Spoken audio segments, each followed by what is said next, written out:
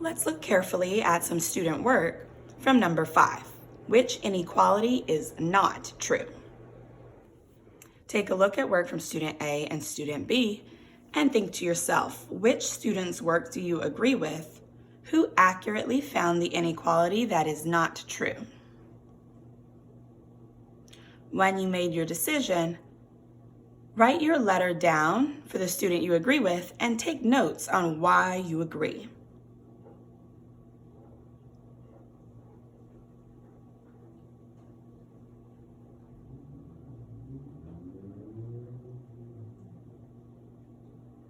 All right, get ready to show. Do you agree with A or B? Show. I see some friends that agree with A and some friends that agree with B. I heard many of you say that you agree with student A. Why? Share your answer out loud.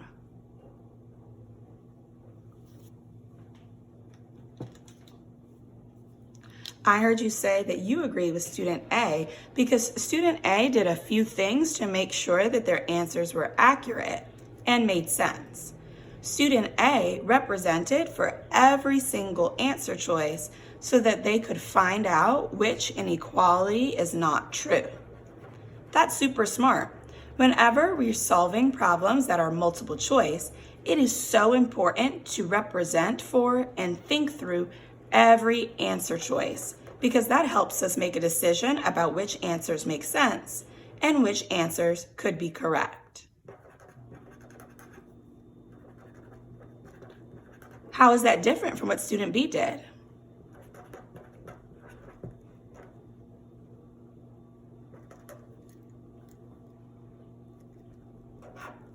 That's right. Student B only represented for one answer choice, the answer choice that they thought was correct.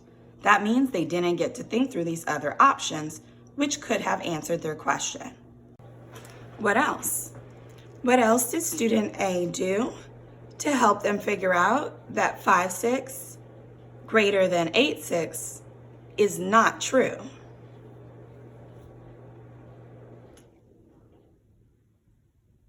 Say your answers out loud. That's right.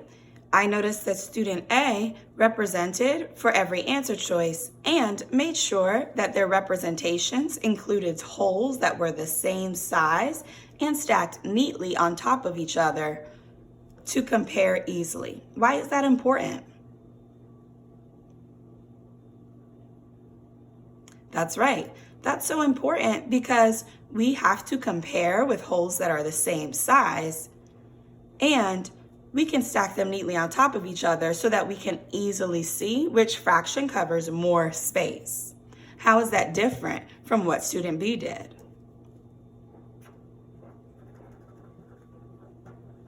Say your answer out loud.